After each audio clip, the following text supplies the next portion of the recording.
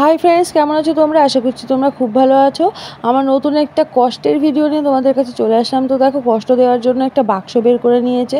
তো সেই বাক্স থেকে কী যেন বের করলো, তারপর শুরু হয়ে গেল সেই জিনিসটা করা। তো এটা যতই কষ্ট হোক না কেন, আমরা মেয়েরা কিন্তু এই কষ্টটুকু অন্তত সহ্য করেই নিই। তো এটা আরও হাসি মুখেই সহ্য করে নিই। তো দেখা যাক আমি কতদূর কী করতে পারি। তো তার আগে দেখো, আমাকে দিয়ে দিল একটা পাউডার দেওয়ার পর এই সুতোটার থেকে না, সুতোর মুখটা বেরই করতে পারছিল না।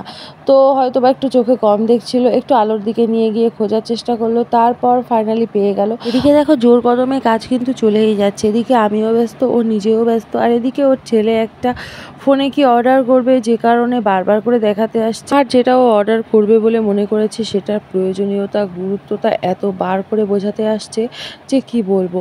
তো তারপর দেখো, এই যে কাজ এখানে জোর কদমে শুরু হয়ে গেছে। সবাই কিন্তু আমরা ভীষণ ব্যস্ত, ও তো নিজেও ব্যস্ত আর আমিও ভীষণ ব্যস্ত।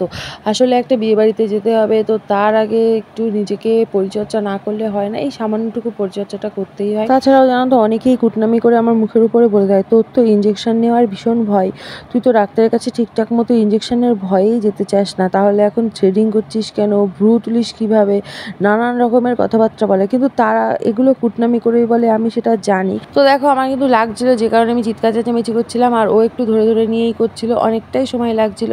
তো ফাইনালি আমার এখানকার কাজকর্ম মিটে গেছে, এখন আমি বাড়ির দিকে চলে যাব। তো সব মিলিয়ে কেমন লাগলো আমার ভিডিও কমেন্টে জানিও, ভালো লাগলে একটা লাইক করো।